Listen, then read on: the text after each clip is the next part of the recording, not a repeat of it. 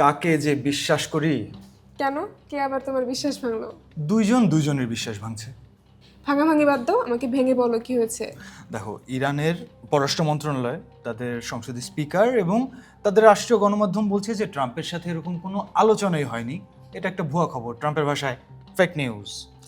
কিন্তু ট্রাম্প তো truth সোশ্যালে post করে বলল যে মধ্যপ্রাচ্যের সংঘাত নিয়ে ভালো ফলপ্রসূ আলোচনা হয়েছে। এছাড়াও 5 দিনের জন্য ইরানের বিদ্যুৎ কেন্দ্র ও জ্বালানি স্থাপনাতে হামলা বন্ধের কথা বলল। হ্যাঁ, এটা পুরোপুরি যুদ্ধ বন্ধ না, এটা একটা সাময়িক বিরতি, আর ইরানের মধ্যে হরমুজ প্রণালী খুলে দেবে। ট্রাম্প হয়তো এরকম আশা করছে। দেখো, এই 5 দিনের বিরতির আগেও ইরানকে 48 ঘন্টার আলটিমেটাম দিয়েছিল ট্রাম্প। ইরান সেই 48 ঘন্টার ট্রাম্পকে থোড়াই কেয়ার করেছে। আর গত রাতেও ইসরায়েলের হাইফা অঞ্চলে মিসাইল হামলা করেছে ইরান। তার মানে যুদ্ধবিরতির দাবি কি শুধু যুক্তরাষ্ট্রের পক্ষ থেকে? সব দেখে তো তাই মনে হচ্ছে, এমনকি ইসরায়েলও এরকম কোনো পদক্ষেপ নেয়নি। তারা বলছে যে ইরান এবং লেবাননে হামলা চলবে। ট্রাম্পের দাবি অবশ্য কিছুটা ঠিক। কি সেটা? দেখো, ট্রাম্প সিএনএনকে বলছে যে আলোচনার পর যুক্তরাষ্ট্র এবং ইরান একমত হওয়ার জন্য 15টা পয়েন্ট ঠিক করেছে। এই দাবি কি ঠিক?